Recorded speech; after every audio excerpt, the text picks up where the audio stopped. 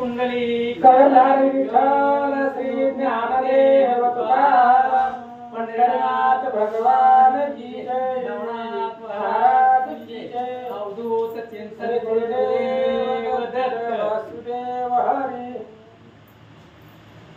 श्री गणेशाय नमः श्री सीतारामचंद्राभ्याय नमः जय जय आदि आदिनाथ कर्पूरवर्णा उरगभूषिता मोनवी पुढे ग्रंथ अर्था नवरसादी कृपेने कथेचा अनुसंधान ग्रंथ करते धुंडी मालुसुत या ठिकाणी सांगतात भगवान परमात्मा आहे आणि तुमच्या कृपेनं तुमच्या सत्तेनं तुमच्या सामर्थ्यानं नवरसासहित हे कवित्वाचा असणारी कथा पुढे माझ्या मुखामधून बोलवावी असं सांगतात मागील अध्यायी केले कथन चरपटीचा होऊन जन्म दत्त दीक्षा पुढे घेऊन नाथपंथी मिरवला आणि पाठीमागच्या अध्यायामध्ये आपण काल पाहिलं चरपटीनाथांचा जन्म झालेला आणि जन्म झाल्यानंतर दत्तात्रयांचा उपदेश झाला आणि चरपटीनाथ दत्तात्रयांनी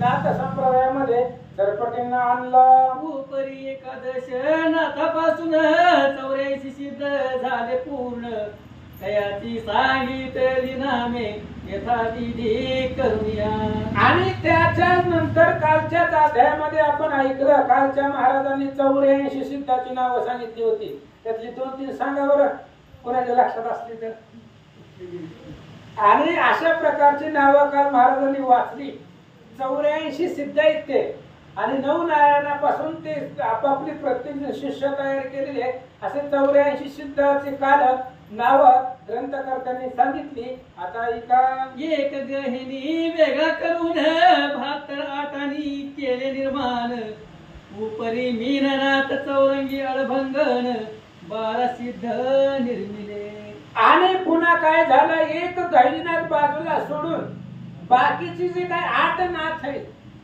त्या 8 नाथांनी 72 सिद्ध तयार केलेले होते काल गहिनीनाथाचे सिद्ध नाही सांगितले बाकीचे जे 8 नाथ होते त्या प्रत्येकाने आपापली 72 9 म्हणून 72 सिद्ध तयार केली पुन्हा आडभंगीनाथ आहे धर्मनाथ आहे मीनानाथ आहे यांनी आपापली सिद्ध तयार केले 84 सिद्ध पूर्ण पुढे आता ऐका कथन चरपटी करी तीर्थाटन कैसे वर्तली आणि याच्या पुढे आता काय झालं ऐक लक्षपूर्वक ऐका कथेचं अनुसंधान चरपटीनाथांना विचार आला की आता जगतावरची तीर्थ करावी तीर्थक्षेत्र पाहावी अशी इच्छा त्यांच्या मनामध्ये निर्माण झाली म्हणून तीर्थ करण्यासाठी नाथ निघाले गया प्रयाग काशीहून जगन्नाथ मल्लिकार्जुन फणी पर्वत रामेश्वर करून कुमारी दैवत पाहिले आणि मग गयाला गेले गया प्रयाग काशी जगन्नाथ मल्लिकार्जुन फणीवर्णन पुन्हा रामेश्वर अशा प्रकारची तीर्थक्षेत्र कन्याकुमारी वगैरे चरपटीनाथांनी केली 12 मल्हार हिंगलाज 12 लिंगे तेजपुंज सप्त मोक्ष पुऱ्या पाहून सहज मही प्रदक्षिणा घातली आणि पृथ्वी प्रदक्षिणा केली त्यांनी सगळी तीर्थ केली सप्तपुऱ्या केल्या अवंतिका वगैरे वगैरे जी काय आहेत मणिकर्णिकेचं स्नान केलं काशीला गेले भद्रिकाश्रमाला गेले सगळीकडे फिरले पृथ्वी प्रदक्षिणा चरपटीनाथांनी केली असं सांगतात सकळ महीचे झाले तीर्थ गुप्त प्रकट अति अद्भुत परी एक राही इच्छिल तीर्थ स्वर्ग पाताळ तीर्थात आणि चरपटीनाथांनी पृथ्वी तलावरची जेवढी तीर्थ आहेत गुप्त तीर्थ असेल तिथेही गेले प्रगट तीर्थ असतील प्रख्यात असतील तिथेही गेले आणि त्यांच्या मनामध्ये आता एक इच्छा राहिली स्वर्गामध्ये एक जायचं आणि पाताळामध्ये एक जायचं पृथ्वी तलावरची सगळी तीर्थ झाली आता स्वर्ग आणि पाताळ पाहावं अशी त्यांची इच्छा झाली मणिकर्णिकेचे स्नान स्वकळ स्वर्ग यावे पाहून उपरी पाताळ भूनिधान भोगावती वंदावया आणि मग लगेच विचार केला आता काय करू मणिकर्णिकेचं ह्या गंगेचं भागीरथीचं स्नान करू आणि तसेच पाताळाला जाते असणाऱ्या स्वर्गाला जाऊ, स्वर्गातलं पाहू कसं आहे ती आणि स्वर्गाचं दर्शन करून पुन्हा पाताळामध्ये जाऊ, बळी महाराजाची भेट घेऊ, भोगावती मत स्नान करू, दर्शन घेऊ असा विचार करता. असा विचार करून चित्ती गेला बद्रिका आश्रमाप्रती, तेथे नवणी उमापती पुढे चालिला महाराज. आणि मग भद्रिका आश्रमाला गेले, महादेवाला नमस्कार केला आणि तिथून पुढे स्वर्गाच्या दिशेने निघाले. ज्ञान प्रयोगी भस्मची मोठी चर्चुनी आणि जललाटी, तेने करून वात गती गमना ते दावी तसे. आणि व्यान नावाचं मंत्र आहे गतीचं, ते असणारा मंत्र म्हटला मनाच्या वेगाला पाठीमाग टाकून ते असणारा मंत्र गती दाखवत होता. त्या गतीच्या सामर्थ्यावरती सरपटीनाथ निघाले. मग आदित्य नामी मंत्र जपून प्रत्यक्ष केला नारायण, तो मागे पुढे सिद्ध होऊन मार्ग परी गमत असे. आणि आदित्य मंत्र म्हटला सूर्यनारायणाला प्रसन्न केलं, सूर्यनारायण प्रख्यात केले, प्रगट केले आणि त्यांच्या सरपटीनाथाचा माग पुढे राहून सूर्यनारायण रक्षा करू लागले. ती मनोयोगिता धीर धरून करी, सरपटी लंगी महेंद्रगिरी, शैलभर पलहरी अंगी जगत करीत. आणि मग आता तिथून असणाऱ्या हिमालय प्रदेशामध्ये गेलेले, तिथून हिमालय पर्वतावरती गेले, तिथं थंड आहे आणि त्याचा सगळा बर्फ अंगाला लागू लागला. सविताचे ते अद्भुत परम तीव्र दहाते करीत, तेने करून मृपगनात वितळपणी मिरवत. आणि बर्फ अंगाला लागत होता त्यावेळेस सूर्यदेव पाठीमाग पुढे रक्षण करत होते. सूर्याच्या तेजानं, सूर्याच्या प्रकाशानं जी काही बर्फ होता तो सगळा बर्फ वितळून गेला. जैसे पर्जन्य काळी मही मित्र मित्र तेज प्रभाई, त्याची त्या समाई हिमाचल कन वहिवटले. पृथ्वी तलावरती पडल्यानंतर ना पावसाचे थेंब किंवा बर्फ वितळून जातात पावसाच्या वेळेमध्ये. तशा पद्धतीने सूर्यदेवाच्या प्रकाशानं जे काही सरपटीनाथाच्या अंगाला जी काही बर्फ लागलेला होता हिमालय प्रदेशाचा तो सगळा वितळून गेला. ऐसे करुणी गमन स्थिती लंगून गेला स्वर्गप्रती, तो प्रथम श्रृंग मारुती सत्य लोका पाहिले. आणि मग अशा प्रकारे हिमालय पर्वतावरनं गमन शक्ती व्यान मंत्र म्हणून त्यांनी निघालेली आहेत. स्वर्गामध्ये प्रवेश केला, केल्याबरोबर पहिल्यांदा सत्यलोकाला गेले. जाताच गेला विधी सभेत चतुर्नानाचे चरण वंदित, वंदोनय जोडून हात सन्मुख उभा राहिला. आणि गेले गेले त्या ठिकाणी सत्यलोकामध्ये गेले, ब्रह्मदेवाला नमस्कार केला, वंदन केलं. सत्यलोक नाथ आहे तो आणि त्या ब्रह्मदेवाच्या पुढे गेले, त्यांना नमस्कार केला. काय झालं? विधी पाहून चरपटासी म्हणे कोणाला योग्य अभ्यासी, ऐसे बोलत घडीसी नारद उभा ते होता. आणि मग ब्रह्मदेवाच्या समोर चरपटण्यात अचानक आले. ब्रह्मदेवाने विचार केला कोण आहे हा? योगी आहे, तापसी आहे, समर्थ विद्याच्या पशी आहे आणि कोण असावा असं ब्रह्मदेवाने प्रश्न विचारल्यावर नारद जवळ उभा होते.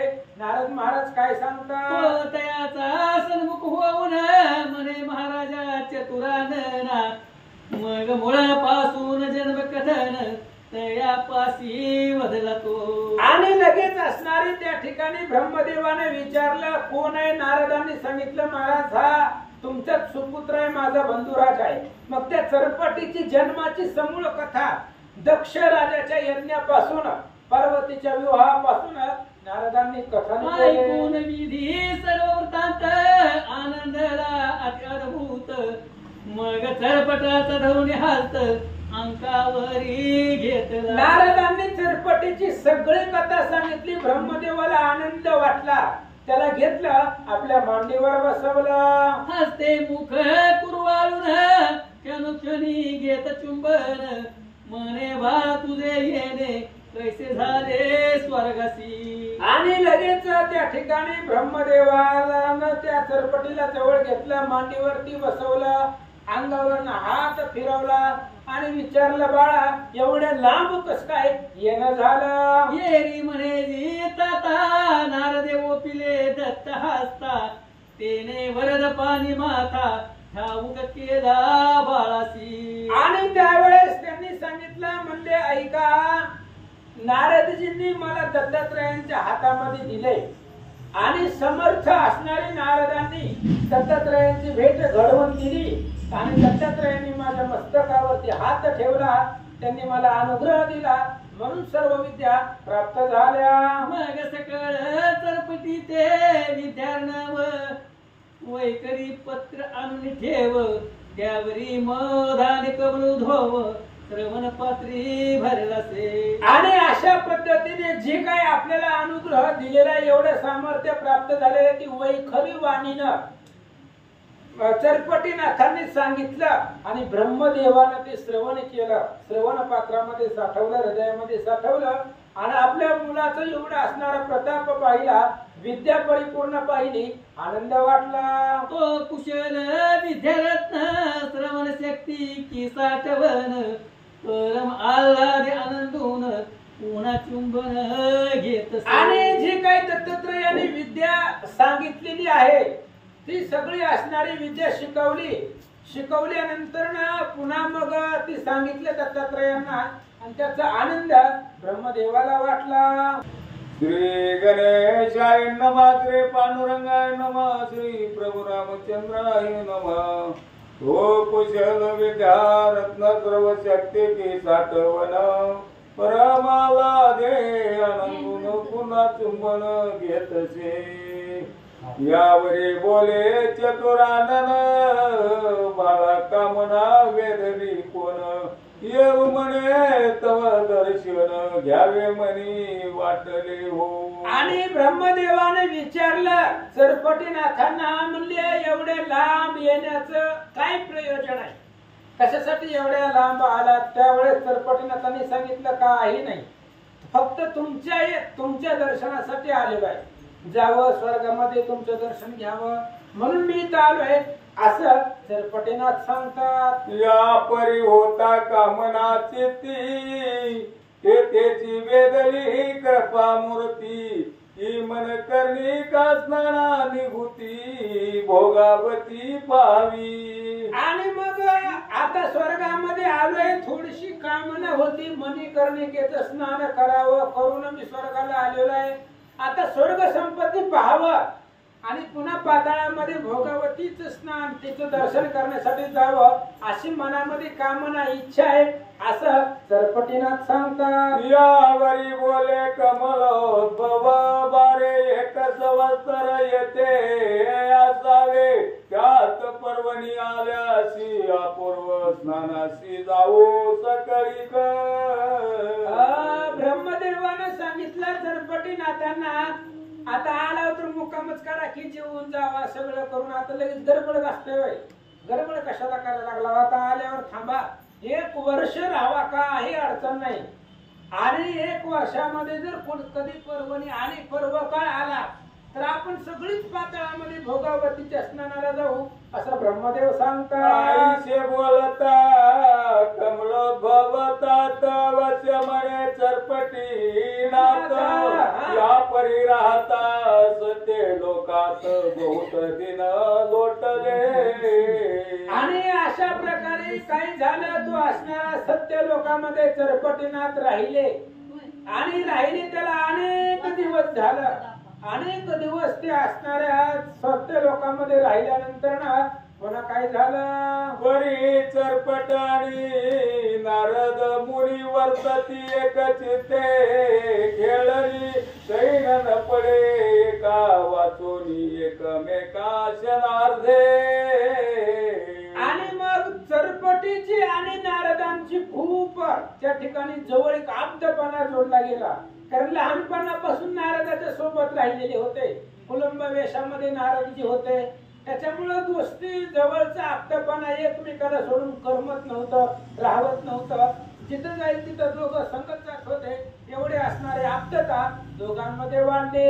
या परी कथा पूर्व जशी नारद जातसे अमरपुरीसी तोच तू देखता त्याशी विनोद युक्ती पाचारी. आणि एकदा असं झालं होतं, सहज आपले नारद महाराज गेले स्वर्गाला इंद्राचं दर्शन घ्यायला, इंद्राच्या भेटीला. आता आपण सहज एकमेकाच्या भेटीला जातोच, काय चाललंय, कसं काय चाललंय, बरं आहे का, लेकरं बाळ निवांत, अशी चौकशी करायला आपण जसं सहज जातो तसं नारद सहज गेले होते इंद्राकड. आणि इंद्राकडे गेल्यावर इंद्रानं म्हणले आता महाराजाची चेष्टा करावी, सापडत नाही महाराज का वाद सापडत नाही, त्याच्यामुळे यांची थोडीशी गंमत करावी म्हणून इंद्र विनोदानं काय बोलला, देवताची हात वृंद म्हणे यावे तरी नारद ऐसे चक्राचे ऐकून या शब्द मुनी शोभ पावला. बघा, इंद्राची भावना नारदाला त्रास देण्याची नव्हती, पण आपले कधी कधी शब्द आपल्या मुखातून असे जातात दुसऱ्याच्या काळजाला लागतात, आणि आपले शब्द दुसऱ्याला रुतले नाही पाहिजे, आपल्या शब्दापासून आपल्या बोलण्याने दुसऱ्याला त्रास झाला नाही पाहिजे. अहो, शब्द कधी संपत नसतात, हृदयामध्ये साठवून ठेवतात. इंद्राने सहज बोलला, या म्हणले महाराज, कळ लावे नारद मुनी या, तुमचीच कमी होती तर या. असं बोलल्यावर नारदाच्या वर्माला लागलं, ती वर्म जाणून होत, आणि वर्म जाणून बोलल्यामुळे नारदाच्या मनाला खूप लागलं. भले ते इंद्र सहज बोलला असेल, विनोदाने बोलला असेल, पण शब्द एक शब्द ही शब्दाला तलवारी सारखी धार असते. अहो, तलवारीनं हे ना त्यानं मारलं तर वन निघून जातात, शब्दाचे घाव बुजत नाही. आणि इंद्राने सहज बोलले होते, या कळ लावे नारद महाराज म्हणून, आणि ते नारदाच्या काळजाला लागलं. काय झालं, चेती पेटता गोपाग्नी अंतरी जल्पे नारद मुनी म्हणे तोही समय तुझ लागोनी एक वेळा दाखविन. त्यामुळं आपण एकमेकाला बोलताना कधी बी विचार करून बोलायचं महाराज, आपल्यापासून दुसऱ्याला त्रास झाला नाही पाहिजे, आणि दुसऱ्याच्या हृदयाला आपले शब्द लागले नाहीत पाहिजे. इंद्र सहज बोलला होता, या म्हणले महाराज बसा, लय लांब नाराज म्हणले, थोडा वेळ बसा, 5-10 मिनिटं विश्रांती घ्या. आणि असं वर्माला जाणून बोलल्यानंतर नारदाच्या काळजाला लागलं. नारद म्हणले हे मला कळ लावे म्हणलेला आहे, भांडा लावे म्हणलेला आहे, आता हे खरंच करून दाखवतो. आणि ते शब्द नारदाने हृदयामध्ये साठवून ठेवले. भले या गोष्टीला अनेक दिवस गेले, पण शब्द तसेच हृदयामध्ये कोरून ठेवले. आयुष्य म्हणून स्वचेतात नारद जाता पुल्या दादा प्रत त्यासही लोटले दिन बहुत परी शब्दाचे तात रक्षित असे. आणि या गोष्टीला अनेक दिवस झाले, गोष्टी घडून गेल्यानंतर अनेक दिवस होतात, पण नारदांच्या मनाला जो लागलेला शब्द आहे, तो शब्द नारदांनी काळजामध्ये कोरून ठेवलेला होता. आता इंद्र बोलून या गोष्टीला अनेक दिवस होऊन गेले, पण इंद्रानं जो आपल्याला एक शब्द वापरलेला आहे, कळ लावे नारद मुनी या, ही जी काही शब्द आहे ती नारदाच्या हृदयाला लागला, तीच नारदाने मनामध्ये हृदयामध्ये साठवून ठेवला. पुढे काय झालं, तो सांप्रत काळी चरपट मुनी विद्या पात्र प्रळ अग्नी ते पावनी जल्पे नारद मुनी इंद्रावती योजावा. आणि एकदा सहज चरपटींकड नारदांनी चरपटीनाथांकडे पाहिलं, आणि नारदांच्या लक्षामध्ये आलं, या चरपटीनाथाच्या क्रोधाच्या आग्नीमध्ये आहुती द्यायची, पण इंद्राची द्यायची. ह्या इंद्राला या चरपटीच्या क्रोध अग्नीमध्ये जाळून टाकायचं, त्याची आहुती द्यायची. आपल्याला बोललेला आहे तो आपल्या मनाला लागलेला आहे, त्याच्यामुळे चरपटीच्या हातून नारदाला दंड करावा असा विचार नारदांच्या आईशे मनामध्ये. कामरात्रीचा धामी रक्षित असता देव स्वामी तो एके दिवसी श्रवण उगमी श्रंगारीला चरपटतो. आणि अशा प्रकारे एकदा असं झालं की मनामध्ये विचार आला, आपल्याला जो बोललेला आहे कोण, तो असणारा इंद्र, त्याचा आपल्याला बदला घ्यायचा आहे. म्हणून चरपटीनाथाला सोबत घेतलं, त्याला शृंगार वगैरे केलेला आहे, आणि इंद्राचा बदला घेण्याची भावना मनामध्ये आहे. म्हणून आता इंद्राच्या पुष्पवाटिकेच्या दिशेनं 2 जण निघालेले आहेत. काय होतं ऐका, तुम्ही बसा थोड्या वेळ, तुम्ही या, कारण आताच बसले. म्हणे बांधवाईक वचन काम वेदले माझे मन की अमर कोशिका वाटिका आश्रम पाहू क्रीडा कारणे. ग्रंथ करते कवी मालव यांनी प्रथम गजानन गणपतीला नमस्कार करून सरस्वती मातेला नमस्कार केलेला आहे. सद्गुरूच्या चरणी अनन्य भावाने शरण जाऊन ऐकायला आलेले भाविक भक्त सज्जन सर्व साधू संतांना वंदन करून या ठिकाणी अमृताहून गोड असणारी 39वी अध्यायाची कथा आहे. तेव्हा इंद्र चरपटीनाथाला काय म्हणला, या कळीचे नारद, नाही का, नारद म्हणला तसा. पण माणसाने एखादा बहिरा असला तर या बहिरे म्हणल्यावर जरा कस तरी वाटतं. कोणी आंधळ आहे त्याच्या कर्माने ते आंधळ झालंय. देवाला नाही पाहिलं म्हणजे आंधळ होतंय. देवाचं नामस्मरण नाही केल्यावर मूक होतंय. आणि देवळापर्यंत जर चालत नाही आलं तर पांगळ होतंय. पांगळा झालो याच गुन्हे, बहिरा झालो याच गुन्हे.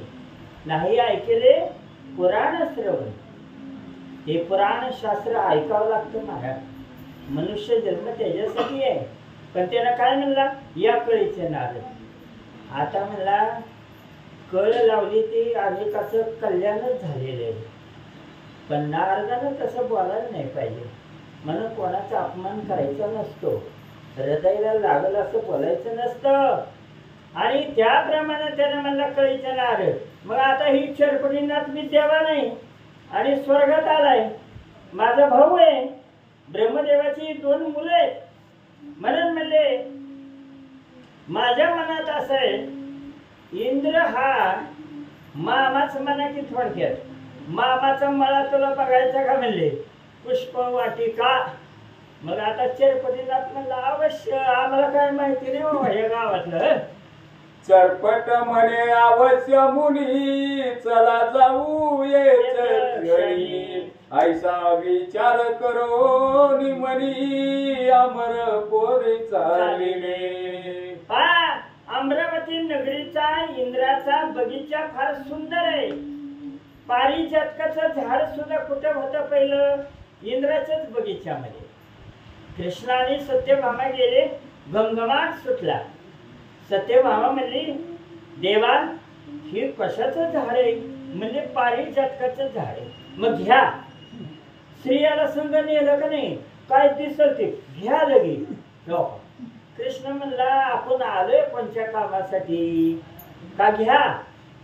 त्याला विचारपूस नाही काय नाही, उगा भांडणाचं मूळ होईल. म्हणला घरी नेलं तर एक बायको असले तर कस तरी समजूत काढायची. मला 16,000 स्त्रिया एक शर्ट नाही का, आणि हे जर झाड नेलं का नाही ती इंद्राच्या बगीच्यातलंच आहे. मला एवढं सांगायचं. आंब्याचं झाड सुद्धा राजा इंद्र आहे महाराज. दैत्याच्या बेनं हे झाडामध्ये राहिली होती एकदा. लिंबाच्या झाडात लक्ष्मी आहे, औदुंबराच्या झाडामध्ये दत्तात्रय महाराज आहेत, आणि ब्रह्मदेवाचं आवळीचं झाड आहे, आणि राजा इंद्र म्हणजे आंब्याचे फाटे. म्हणून सांगायचं असू द्या, लग्नाचं कार्य असू द्या, यज्ञाचं कार्य असू द्या, आंब्याचे फाटे बांधतात. कारण राजा इंद्र आहे तो. आणि वडाचं झाड म्हणजे भगवान शंकर आहे, नाही का. तेव्हा सांगण्याचं तात्पर्य इंद्राचा बगीचा बघण्यासाठी, म्हणजे आम्हाला काय ह्या गावातलं काय माहिती नाही, स्वर्गातलं. चरपटीनाथ म्हणला आता पाहुण्या वेळेनेच खर्च करावा लागतोय सगळा. आपण पाहुणा होऊन गेलो, आता आपल्याला काय माहिती असतं का कुठे जायचं काय जायचं. चला निघाले बघ.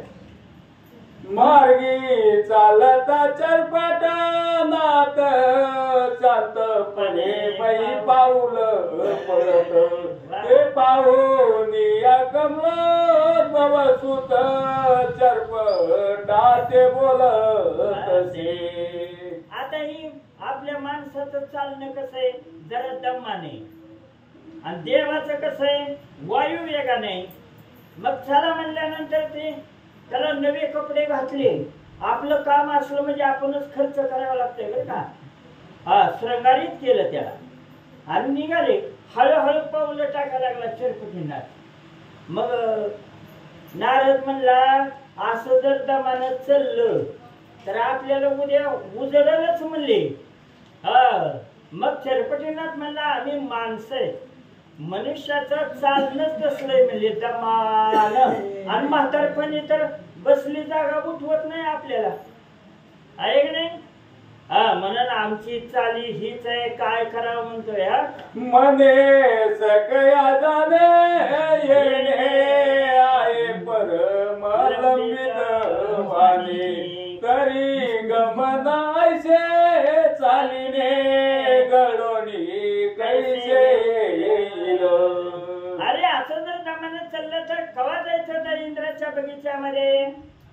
मग चरपटीनाथ म्हणला आमचं असलंच आहे बाबा, दमानच आहे. तुमच्यापाशी काय उपाय असला, एखादं वाहन असलं तर आम्हाला न्या म्हणले. चरपट मने आम्ही मानव मुचीच चाली काय करावी, तुम्हा पाशी असे चपळ उपाव तरी शीघ्र तेने करोनी मज न्यावे. मग आता त्याने म्हणला आमचं आम्ही माणसं आहे, आम्ही दमानात चलत असतो नाही का.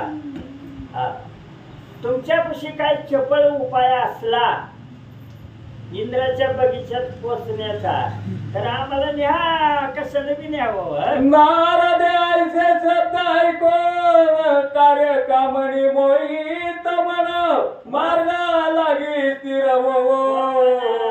गमन कळा अर्पिणी. वा वा वा, काम कुणाचं आहे? नारदाचं काम आहे.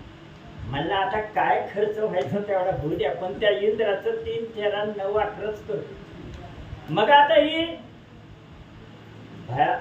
सगळी ज्वाज्वल्य शाबरी विद्या शिकलेला आहे, अनुरागिष्ट नाही ही बायको पोरग चरपटीनाथ म्हणजे ह्याच्या हातून चांगला धडा शिकवायचा इंद्राला. मग म्हणला हो का चपल उपाय आहे.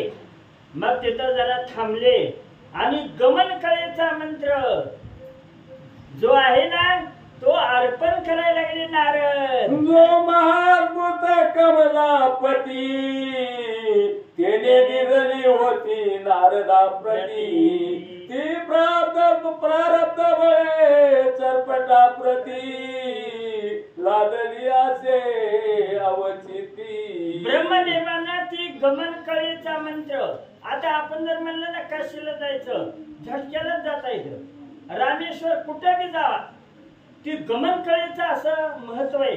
ब्रह्मदेवानं नारदाला शिकवलं. नारदानं प्रारब्ध जर चांगलं असेल, जबरदस्त पुण्य जर मनुष्याचं असेल आणि गुरुकृपा जर असेल तर असं प्राप्त होतं नाही का. म्हणून गमन कळेचा मंत्र प्राप्त झाला, नारद शिकवायला लागला.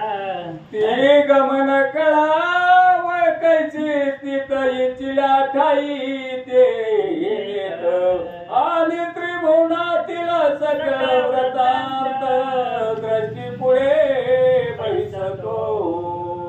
वा, गमन कळेचं मंत्राचं महत्व नाथ महाराज इथं सांगायला लागले की त्रिभुवनामध्ये काय चाललंय हे बसल्या जागेवर कळतं गमन कळेनं. दुसरी गोष्ट कुठेही जाता येतं. तुम्ही काशीला म्हणलं, काशीला कुठेही जावा, भर करणं सगळ्यात वेग कुणाचा आहे? वाऱ्याचा. वाऱ्यापेक्षा जास्त वेग कुणाचा आहे? मनाचा आहे. पण त्या मनाला सुद्धा मागं टाकण्याचा वेग गमन कळेचा आहे. म्हणून नारदाने तो मंत्र शिकवला चरपटीनाथाला. आयुष्य कुणाचं आयुष्य किती आहे, भविष्य सुद्धा सगळं कळतं. त्रिभुवनात काय चाललंय, कुणाच्या मनात काय चाललंय हे सुद्धा कळतंय बरं का.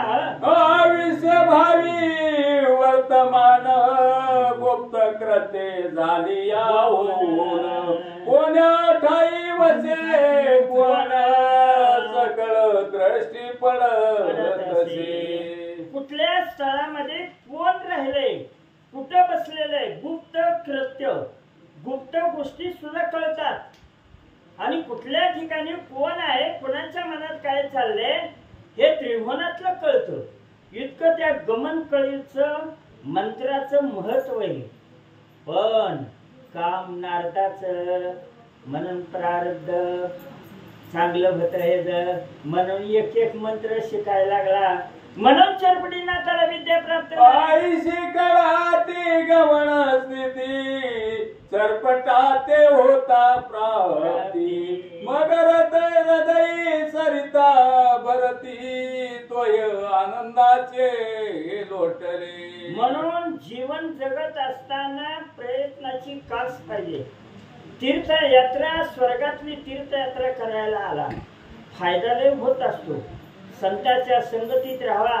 नारद संत आहे महाराज, कीर्तनकार आहे. त्याच्या संगतीत आल्यामुळं काय काय होत आहे. संतांच्या संगतीत गमन कळीचा मंत्र नारदाकडून कुणाला प्राप्त झाला. चरपटीनाथाला लय आनंद झाला. आपल्याला सुद्धा ऐकायला मिळालं की आनंदच व्हावा.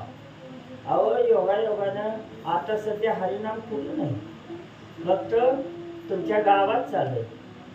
तर सगळ्यांनी फायदा घेतला पाहिजे नाही का. कुणाला काय विद्या प्राप्त होईल हे काय सांगता येत नाही बघा.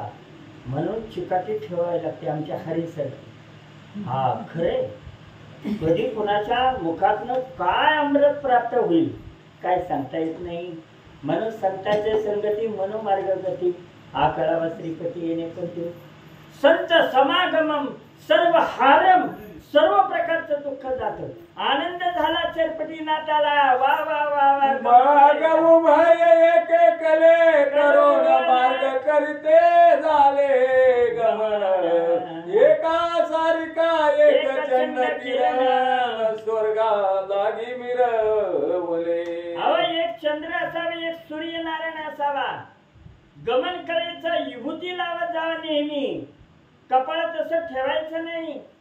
गंध भस्म वारंवार धारण करावं. देवी महात्म्य सांगते गंध आणि भस्म तुम्हाला ओळखायचं कसं परमार्थिक आहे म्हणून. पहिला आले आले भस्म पाहिजे, नमस्कार केला पाहिजे भगवंताला. असं त्याचं शास्त्र आहे.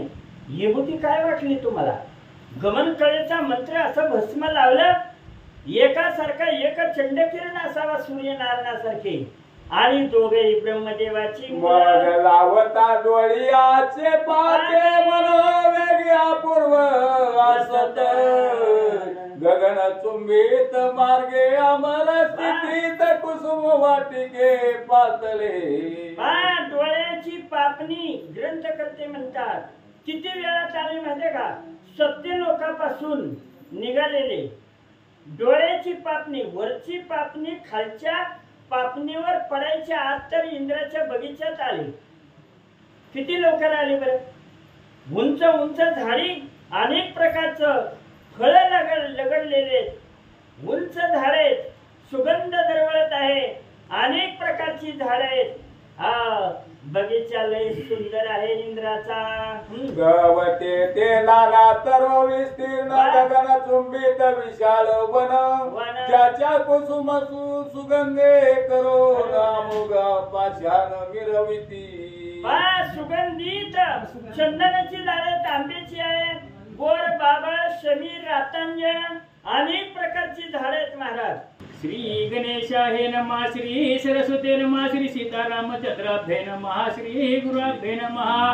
मग कुसुम वाटी करिता गमना खेळती नाना क्रीडा वचने खेळता खेळती येती दिसून पियुष फळे त्या खाया. आता दोघे ब्रह्मदेवाची मुलं नारद आणि चरपटींना नाना प्रकारचा खेळ खेळायला लागले. ह्या बगीच्यात जायचं, तिकडे जायचं, इकडे जायचं, तिकडे जायचं. पियुष फळ म्हणजे अमृतानं भरलेली चांगली चांगली पहाडाला लागलेली फळं दिसली कुणाला. चरपटीनाथाला. नारदासी म्हणे चरपटीनाथ फळपेक्षा मी काना बोल. नारद म्हणे कोणी हात धरिला आहे तुमचा फळ. चरपटीनाथ म्हणत आहे अमृतासारखी पाना गणेश फळ आणि लकडून गेली झाड, रामफळे, सीताफळे, आंब्याचं फळे पाडायला लागलेले.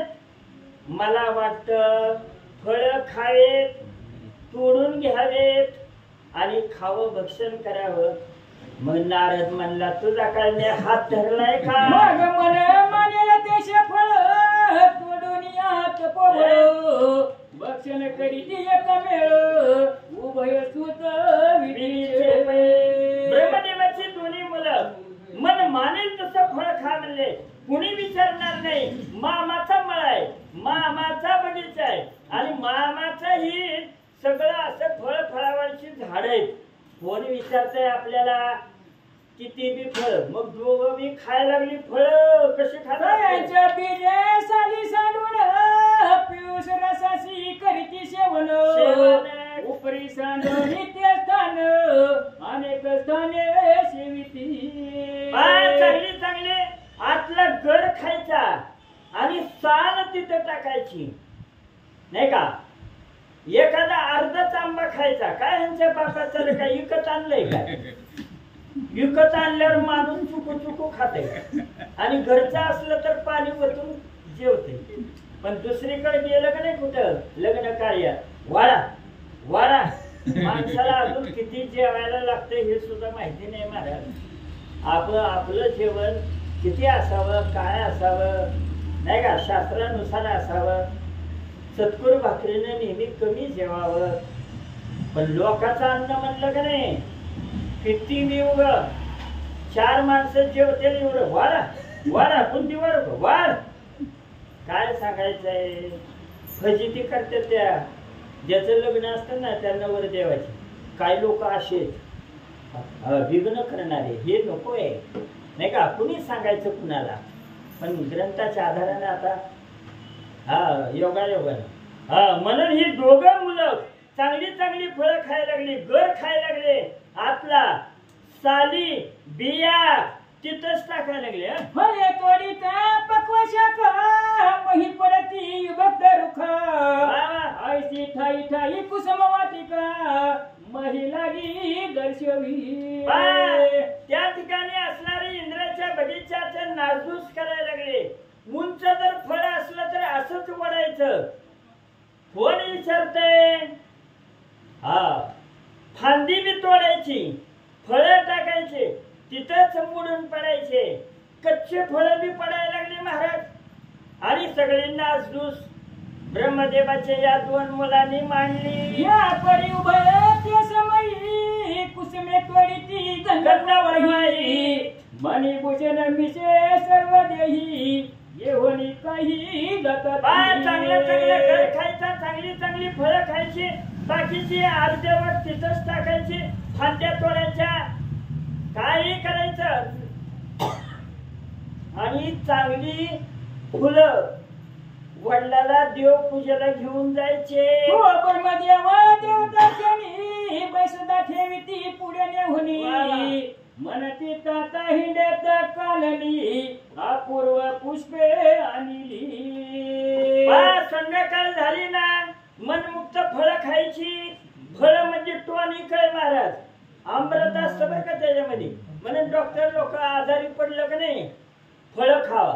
आपण जेव्हा आजारी पडल तेव्हाच फळ येत आपल्याला. अहो इतर वेळेला कोण खात आहे, महाग आहे ते नाही का. आजारी पडा मग बघा ही आणील ती आणील ती आणील. आपल्याला आजारी पडल्याशिवाय फळ नाही. आता ही फुकटचे फळ दोघांनी खायचे. चांगली चांगली फुलं घ्यायची आणि देवाची पूजा भगवंताची करत असताना पुढे ठेवायची. काही फळं आणि फुलं करा पूजा महाराज. आईशे धरी ते नित्य उभय पाती मार्गित येत निजे दृष्टीने दिसत. आता ह्यांचा जो कार्यक्रम आहे फांद्या तोडायच्या, पोळ्या टाकायच्या, बी टाकायचं, हे जे नासधूस करायला लागले. मग माळी तिथं 100वर होते. आम्हाला आपल्याला इंद्र पगार देतोय आणि ती जर चौकशीला आला तर काढूनच टाकील लोकांनी. म्हणून बगीच्यामध्ये फिरायला लागले ते माळी नाही का राखणदार. आम्हाला हे सगळं तोडलंय. आता आता आता आता फळ म्हणती कोण येतो न कळ्या येतो सगळ्यांना सोनी बाजाईत जात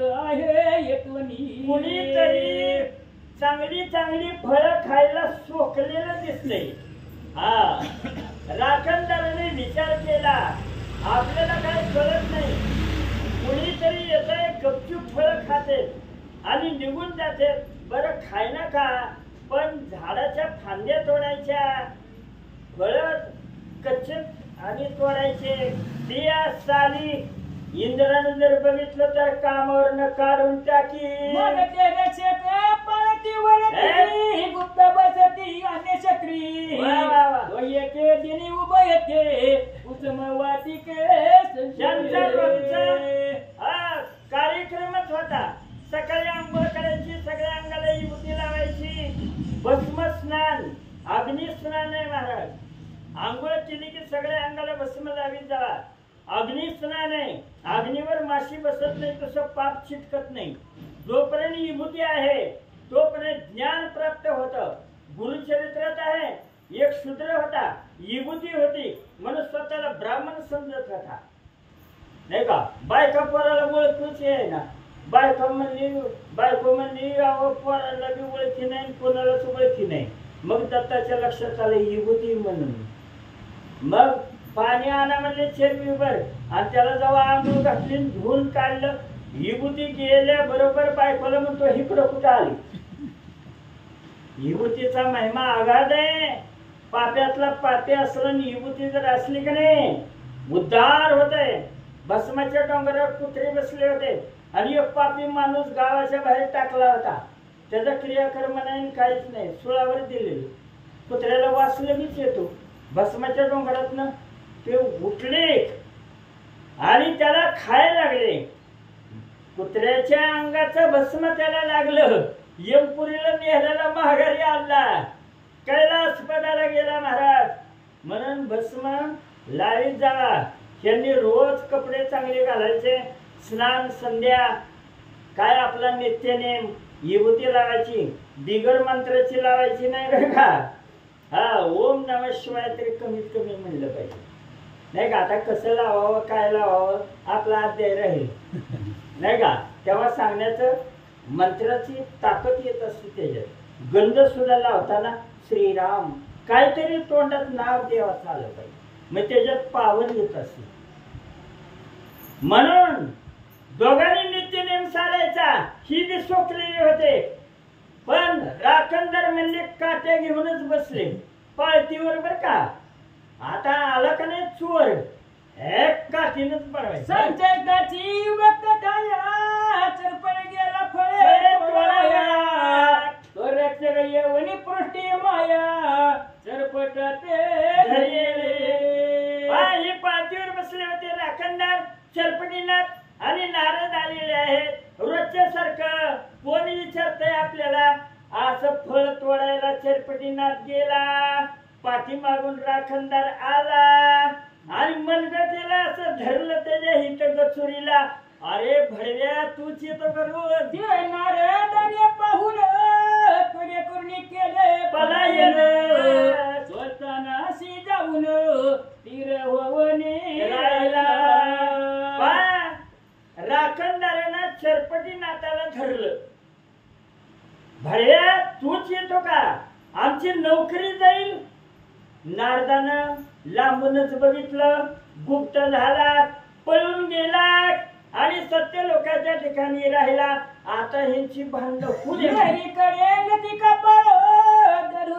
चरपट बाळ भेदिले मुख कमळ हस्त प्रहारे करुनिया. 15 दिवस झालं, महिना झालं, सगळं नासधूस केली, फळं ते खाते. इंद्र बरं झाला आला नाही म्हणून कुठंतरी कामाला घुसलाय. मालकाची चक्कर असते. इमानदारी मनुष्यानं, नोकरदारानं सुद्धा इमानदारी करावी. म्हणून राखणदार म्हणजे मालक येत नाही, आपल्यावर सोपवले. धरला असं त्याला भया तूच येतो का, आणि त्या राखणदाराने एक चापट मारली. कोपणी तपकेशरी की अपूर्व भाषे मग तीव्रची का होती पण करी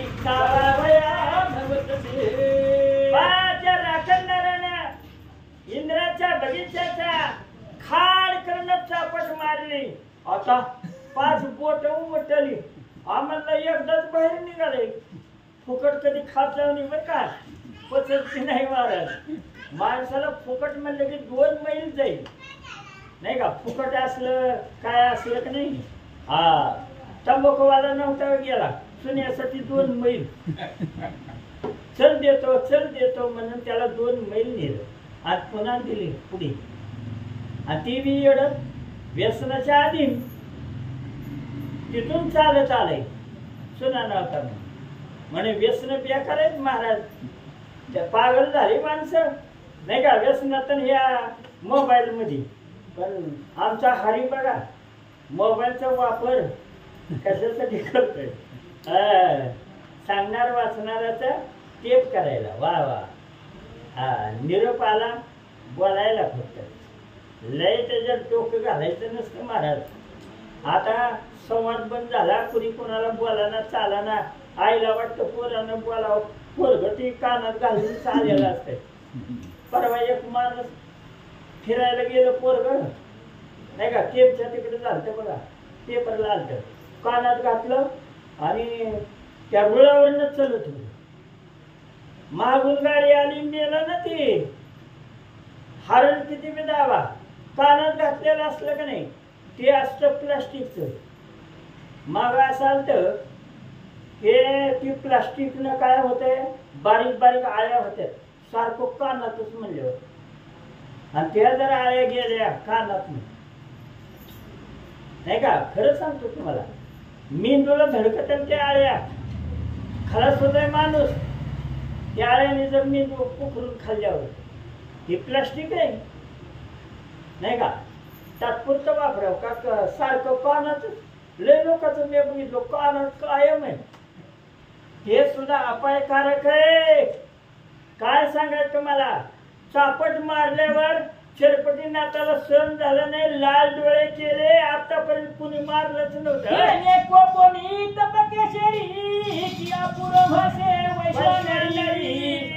तीव्र शिका होती बंकरी धावतसे बसवाची मोठी कचन जलपे होती.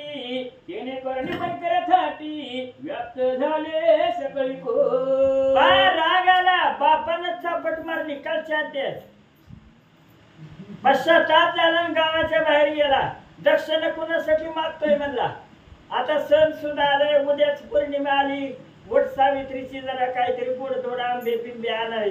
आणि बापाने येऊन मला चापट मारली तर गावाच्या बाहेर वैराग्य निर्माण झालं त्याला.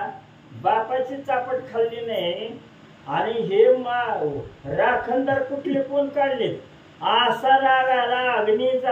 अग्नीवर तूप जसं टाकल्यावर भडका व्हावा तसं. मास्तर ते कठीण सकळांचे भेदले हृदय स्थान. हे सकळ पवन गुंठित झाला ते. आता म्हणले इथं काय लावणी म्हणले. हा झटक्यालाच मारून टाकतो म्हणला. इतका राग आला. झोळीमध्ये हात घातला. चिमटभर भस्म घेतलं. वात आकर्षण नावाचा मंत्र जप केला. नवनाथ अजिंक्य कशामुळे झाले एकाच मंत्रावर. बाकीचे सगळ्या देवाला मंत्र माहिती. म्हणा आज 39वा अध्याय आहे. हरिहराला सुद्धा जिंकणार आहे. देवाला बी जिंकणार आहे. आणि माळी हे राखणदार कुठले काढले. वात आकर्षण. वात म्हणजे वारा. काढून घेतल्यावर काय होत आहे. हवा गेली तर सायकल चलत नाही. गाडी बी चलत नाही महाराज. आपलं जीवन कशावर आहे हवेवर आहे. हवा गेली काढून घेतल्यानंतर काय झालं सगळे ढासळून खाली पडले. कुंठित होता श्वास ते प्राण झाले कसा विस. सकल उलट महिष डोळा विकास. श्वासावर आपलं आयुष्य महाराज. श्वास जपून वापरा. उपवास केल्यावर आयुष्य वाढतं. श्वास मंद चालतो. लई जेवल्यावर आयुष्य कमी होत आहे. धापा भरतेत ना आयुष्य खर्च होते नाही का. श्वास खर्च होत असते. श्वासावर आपलं जीवन आहे. तुम्हाला इतके हजार इतके कोटी असे श्वास दिलेले असते. कुठे खर्च करायचे नाही. हरिनामाला फक्त खर्च करायचे. उगं कुठली कथा राजाला निचू काढायची गप्पा मारीत बसेल. व्यर्थ भाषण मंथोनी नवनीता तैसे घे आनंदा. आणि वाया कथा सांडी मार्ग, वाया कथा व्यर्थ भाषण कधी करत जाऊ नये. काय त्याच्यामध्ये माऊली म्हणतात मंथोनी नवनीता ऐसा बोल बोले सत्यशील बोलावं मनुष्याने. विठ्ठल डोळे हे का देवाने सुद्धा मान डोलावे असं बोलावं आणि देवाचंच बोलावं. बाकी बोलण्याचं भांडणं व्हायला लागली तुमची. बोलणं तर काय चांगलं काय, भांडणं कशाने होते? बोलण्यानंच. देवाशिवाय दुसरं बोलायचंच नाही महाराज. आजच सगळ्यांनी ठरवा. बघा किती पुण्य होते. एक हरिमुखे मानलं तर पुण्याची गणना कोण केली. म्हणून हरिचिंतन करा. हितं ते करावी देवाची चिंतने. राग आला सगळ्याचा प्राण आकर्षण केलं त्यानं. वारच काढून घेतल्यावर काय राहिलं? श्वासच गुदमरला. डोळे पांढरे केले खाली पडले. कापती थरथराट मुखी रुधिरांचा पुरे लोट. नेत्रे वाटारो नितुळे वाट भुवळाते भुवळ बाहेर निघालेले. पांढरी डोळे केली. कासावीस अवस्था झाली. प्राण आपण व्यान मुदान समान. आणि उपा 5 आहेत. अशी 10 वायूची हडबड झाली. त्यातला मुख्य प्राण आहे आणि त्याच्या मागे 9 जण जाते. प्राणच गेला म्हणतात लोक. तशी अवस्था राखणदाराची झाली आणि तोंडातनं रक्ताची बुडबुडे व्हायला लागली. आता मरतो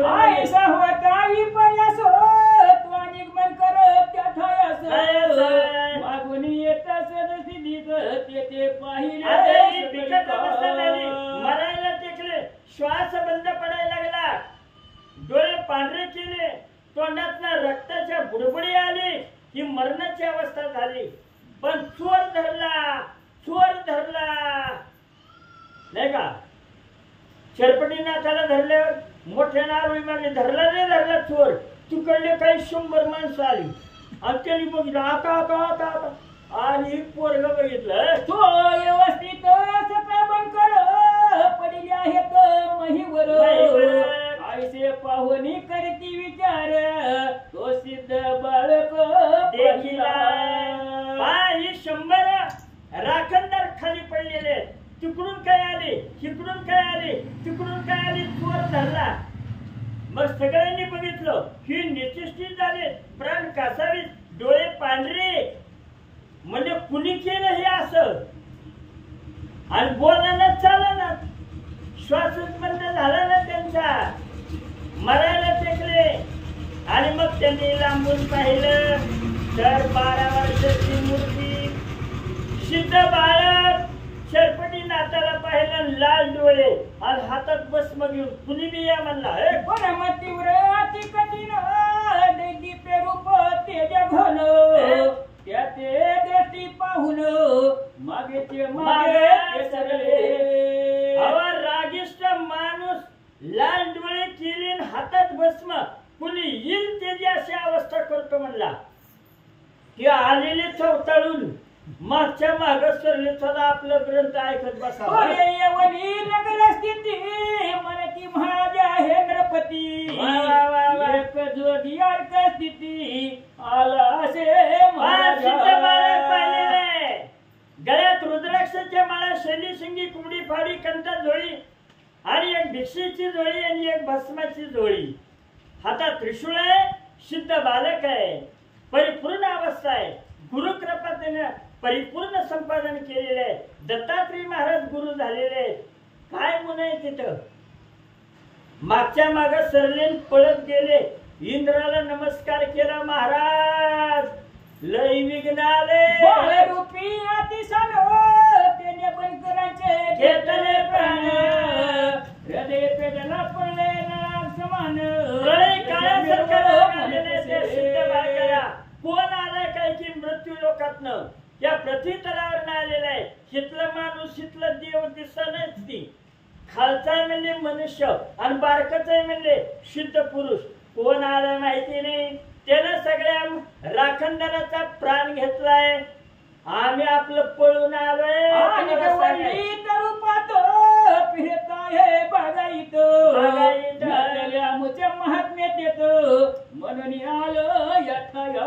राजा इंद्राला नमस्कार करून सांगतात राखणदार, आमचं काय तिथं चला ना. अहो 100-200 असे राखणदार डोळे पांढरे करून पडले. काय मरायचं का महाराज? आम्ही आपलं पळून आलो तुम्हाला सांगायला आलो. मग पचावणी सुरवर मिळालं इंद्र म्हणे तुम्ही जावनी सकळ शासन करणी बाळ धरणी आना मज. राजा इंद्राला वाटलं कुणीतरी सामान्य माणूस असेल. एक 33 कोटी देवाला आज्ञा दिली, शस्त्रास्त्र घ्या. समुद्रासारखं सैन्य निघालं आणि त्या बाळाला धरूनच आणा. नावरे तरी करा बंधन. शस्त्रास्त्री करावे कंदन कंदन. युक्ती प्रयुक्ती करून अरिष्टाते दौडावे. हे अरिष्ट आले. कुणी बी उठावं केली की माझ्या इंद्रावरच स्वारी करावी. तुम्ही आता शास्त्रपुराण ऐकतात ना सगळे. कुणी बी उठतंय राक्षस तर लई इंद्रावरच डोळा. आता काय सांगावं, हे अरिष्ट कुठून आले कुणाला माहिती. 33 कोटी देवाला सांगितलं शस्त्रास्त्र घ्या आणि त्या बाळाला मारून टाका नाही तर धरून आणा. पण हे अरिष्ट संकट दूर करा. आईशे बोलता देव पाळ सकळ देव उठले सबळ तर परतप समुद्र जल प्राशावर पाहती हो. शर्पटीनाथ म्हणजे पाणी आहे समुद्राचं. वटबंध लागण्यासारखं 33 कोटी देव खवळले. गणगंधर्व किन्नर आणि सगळेजण 33 कोटी देव शस्त्रास्त्र घेऊन समुद्रासारखे कुठे ती बालक कुठे ती बालक आले बाबा. की ते सैन्य हे वडवण अतिशोभनी शिका जळ शस्त्रास्त्री महादळ घेऊनिया शस्त्रास्त्र घेतलेले. हा आणि शर्पटीनाथाला मारण्यासाठी त्या बालकाचा नयनाट करावं, संकट दूर करावं म्हणून सगळे 33 कोटी देव शस्त्रास्त्र घेऊन समुद्रासारखी कुसुम वाटिक निकटी चलपड पाहता झाला दरटी. मग सावध होवनी कोपान व पोटी लहरा सोडो म्हणत समुद्रासारखं 33 कोटी देव आले. सिद्ध बालक शर्पटीनाथाला बघितलं आणि हीच आहे का पोरग भस्म लावलेलं ही दिसतंय म्हणून ताबडतोब शस्त्रास्त्र घेऊन धावायला लागले. 33 भस्माची मोठी करी कवळून सावध उभा ब्रह्मानंद सैन्य परगण निकट येवनी बोलत. 33 कोटी देव आले. समुद्रासारखं सैन्य शस्त्रास्त्र घेऊन आले आणि शर्पटीनाथ तयारच होता. हातात भस्माची मुठी आणि दोन्ही मुठीमध्ये भस्म घेतलं. एक असं टाकतो आणि एक असं टाकतो. झोपलेच पाहिजे. तुम्हाला म्हणत नाही बरं का. वाहुनी तयाचे तीव्रपण मनी मने ब्रह्मानंदन व्यक्त विद्या परीक्षिन कासयासी करावा. सगळ्या नवनाथामध्ये उगा आपण एक टाकायचं त्याने एक टाकायचं आपण एक टाकायचं त्याने एक टाकायचं. व्यर्थ वेळ घालवायचा नाही. एकाच मंत्रानं आज एकाच मंत्राचं महत्व आहे बरं का. वाताकर्षण एकाच मंत्रानं जिंकावं म्हणला 33 कोटी देवाला. दुसरं काय करायचं नाही. वाताकर्षण मंत्र जप केला आणि दोन्ही भस्म दोन्ही मुठी टाकून दिल्या. सकळ अस्त्र प्रताप तरणी त्यात अस्त्र मुकुटमणी त्याची द्वंद्वासी पाठवणी वाताकर्षण रुजवावा. सर्व शस्त्रामध्ये अस्त्रामध्ये महान असणारा शिरोमणी मुकुटमणी वात आकर्षण त्या मंत्रावर नवनाथ अजिंक्य झाले. दत्तानं नवनाथाला शिकवलेला आहे आणि म्हणून तो मंत्र वात आकर्षण भस्मावर प्रोक्षण केलं आणि उजव्या हाताची मूठ आणि डाव्या हाताची दिली बाबा सोडून. मग हाती भस्माची मोठी वाताकर्षण झाले फोटी पाहुणी देवाच्या मुठाती सव्याप सव्य फेकीत. अजून एक देवाला दिसलाच नाही. कुठं मनुष्य तर भस्म आलं अंगात शिरलं. म्हणलं मला गुदमरल्यासारखं व्हायला लागलंय. पंखाना कशाचा पंखान काय. मग तो अस्त्र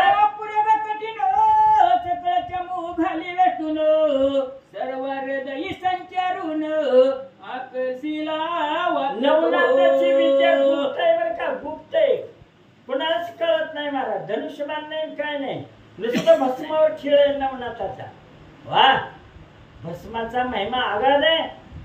एकदा सनत कुमारांना विचारलं शंकराला, मीटिंग भरली होती सगळ्या देवांची बरं का, शंकर पार्वती बसलेले होते. म्हणजे माणसाला काय कलियुगात काय जमाना आहे म्हणले, हरिनाम हे ते शास्त्र पुराण ऐकायला, तर उद्धार कशाने होईल. तर शंकर म्हणले त्यांना आंघोळ करू द्या न करू द्या याचा अर्थ करायचं नाही असं नाही बरं का. पण शंकर काय म्हणले, एखाद्या वेळेस आंघोळ नसू द्या, तू पोट्यात पडू द्या ते ना, पण नुसतं ओम नमः शिवाय म्हणून जर भस्म लावलं तर त्याचा उद्धार होईल, कैलासपदाला जाईल.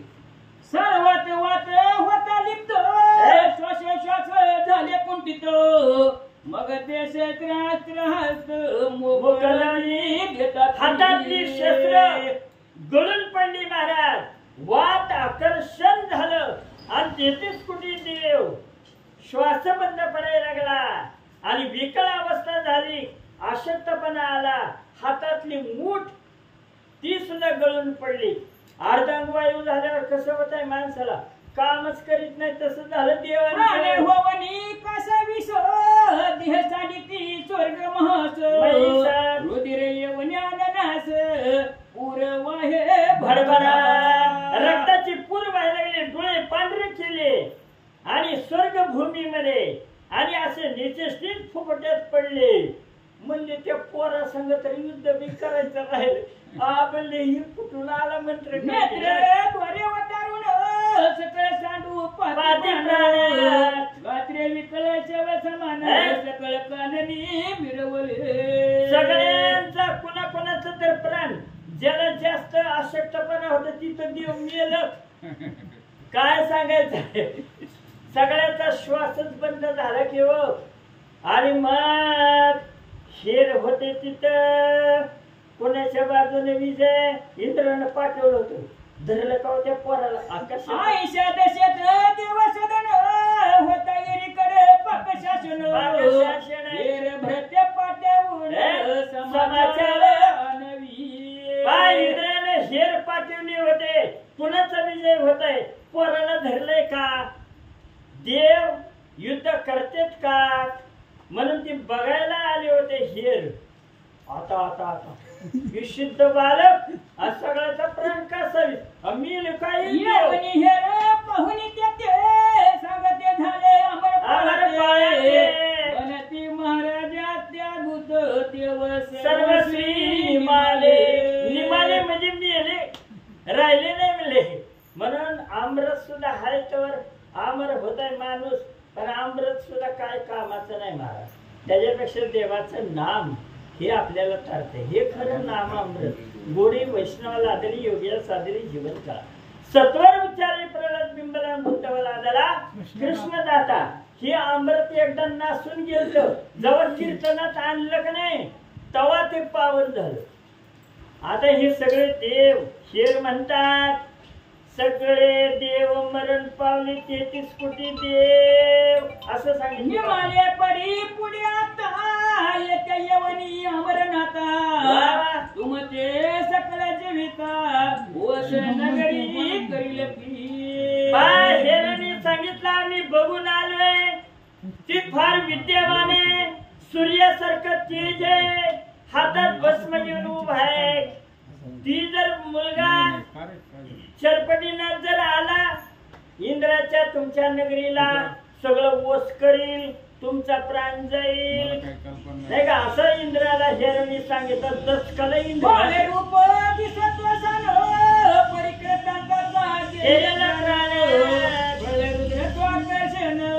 करील मही प्रलय काळ महादेवाला तिसरा डोळा उघडून काढावा. प्रलय काळासारखी अवस्था आम्हाला तर भगवान शंकर दिसायला लागलाय. काय सांगायचं, रुद्र कोपायमान व्हावा तसं ते बालक कोपायमान झालेले आहे. तर आता इंद्र नगरी काय वाचत नाही. अरे म्हणू नको तसे महाप्रलय परी भाषा ऐशा कोणी बहु बोला पाप शासन.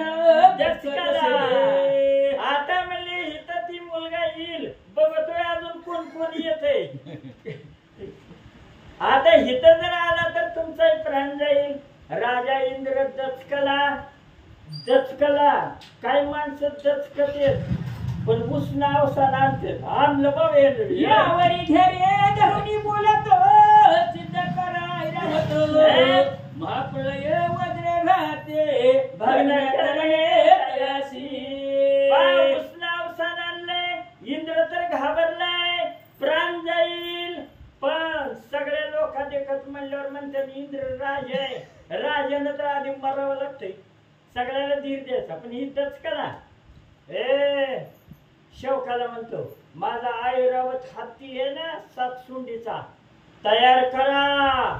वज्रास्त्र घेतो आणि त्या बालकाला मारतो. आईशी ऐकोनी बोलती हेरो म्हणती न्यून काय झुंजणार धनुष्या लागी शरण. तुमचं वज्रास्त्र ठेवा खिशामध्ये घालून. अहो ती काय धनुष्य बाण ती पोरग लावित नाही. धनुष्य नाही, तलवार नाही, भालाभरची नाही, नुसतं झोळीत हात घालतय आणि भस्म वाताकर काहीतरी मंत्र म्हणतोय. कळतच नाही माणसाला. का शान असलं तर तुम्ही जाऊच नका. पाहता पाहता रणंगणी उडत करीत परमी. उडीत श्वास श्वास कोंडणी प्राण सोडिती झुंजार अहो कसले बी वीर महावीर असू दे त्याच्या पुढं बघता बघता वाताकर्षण मंत्र काय म्हणतोय काही काय आम्हाला माहिती नाही. आणि बघता बघता श्वास बंद होत आहे. धनुष्याला तर बाणच लावित नाही. तुमचं वज्रास्त्र पुढची येते तुमचे वज्रास्त्र काय करील सत्र नेत्र. कयाची विद्या गुप्त क्षेत्र काही करो काय करू देत नाही. त्याची गुप्त असणारी विद्या आहे. गपचूप येत विद्या ती आणि पोटात शिरतय हृदयात. श्वासच बंद. कोरोनाच्या काळात तसंच झालं. सिलेंडर लावली माणसाला. एक सिलेंडर केवढ्याला घ्यावा 4,000 5,000 आणि किंमत किती आहे नाही का. लय झाला 1,000 रुपये. पण त्या काळात किती सिलेंडर विकले लोकांनी. लय कविलं नाही का. मग माणसाला तेव्हा किंमत कळाली श्वासाची नाही का आणि ऑक्सिजनची.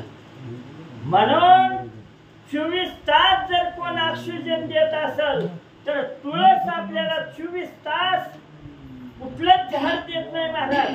फक्त तुळस 24 तास आपल्याला ऑक्सिजन देते. म्हणून दारात तुळस येता जाता. आणि साधू संतांनी काय केलं तुळशीची माळ गळ्यात घातली.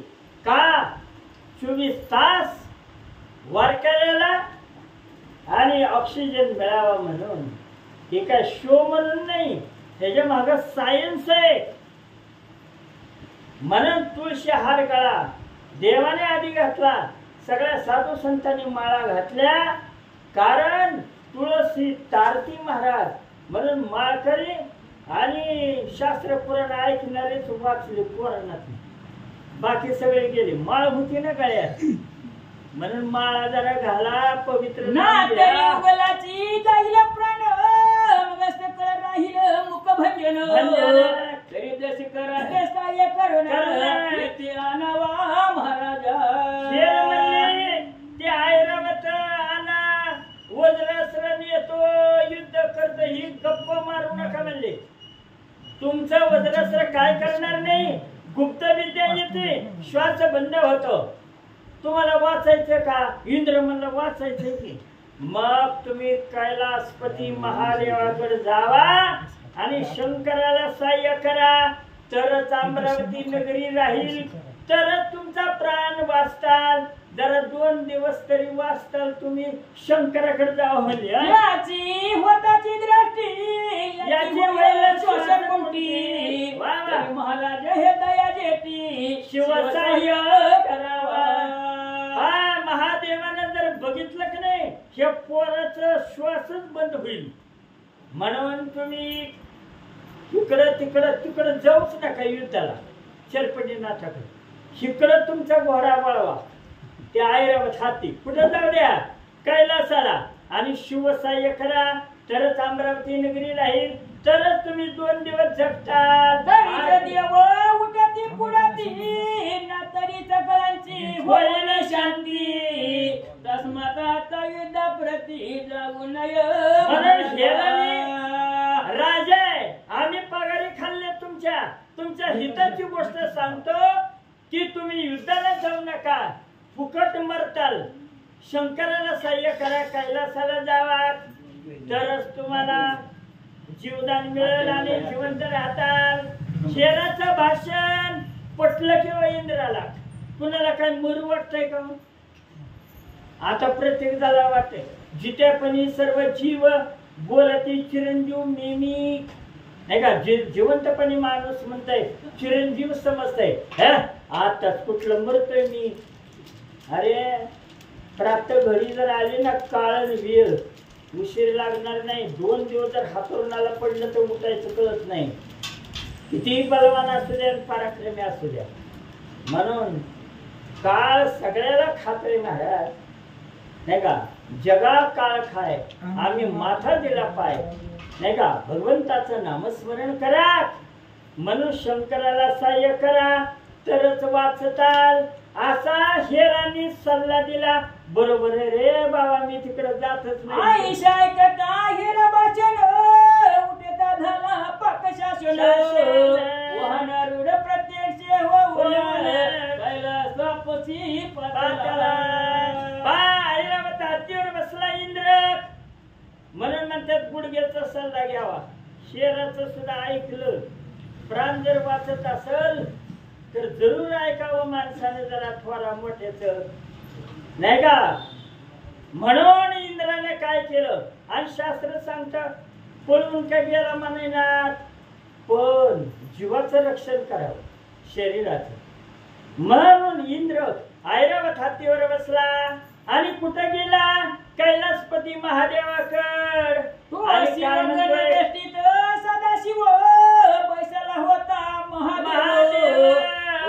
माता देवराव जाऊन या कैलासपती महादेव सगळ्या अंगाला भस्म आहे, जटेमध्ये गंगा आहे, त्रिपुंड ललाटे, वाघाचं कातड कमरे भोवताली, हातीचं कातड पांघरलेले, त्रिशूळ डमरू आहे. राजा इंद्र गेला. जय जय चंद्रमौळी, कैलाशी राणा शिवचंद्रमौळी, फणींद्र माता मुकुटी झळाळी, कारण्य सिंधू भव दुःखहारी, तुझवील शंभो मद कोण जाई. शंकराच्या पायावर डोकं इंद्रानं ठेवलं. आता राहिलेला अध्याय उद्याच्या अध्यायात घेण्यात येईल, नाही का? आता शंकर बी येणार आहेत वगात. आपल्याकडे बी कोणी पळत आलं की आपण बी जातोय, नाही का? साधारण अंग साधारण घालून जातो. भांडणाला लय जोर आहे माणसाला आणि बघायला बी लय जोर. पिठाचा हात अशी सवड नाही शास्त्र पुराण ऐकायला माणसाला. आणि भांडण लागू द्या, पिठाचा हात घेऊन माऊली सुद्धा पळती बाहेर, पिठाचा हात घेऊन बर का. हा भांडण ऐकायला बघायला लय माणसाला मजा येते महाराज. पण हिथं शास्त्र पुराण चाललेले ऐकावं सगळ्यांनी, नाही का? मी क्षमा मागून बोलतो की सर्वांनी हरिनाम ऐका, शास्त्र पुराण ऐका, ज्ञान प्राप्ती होईल, भगवंताची कृपा होईल. अध्याय इथं थांबलेला आहे.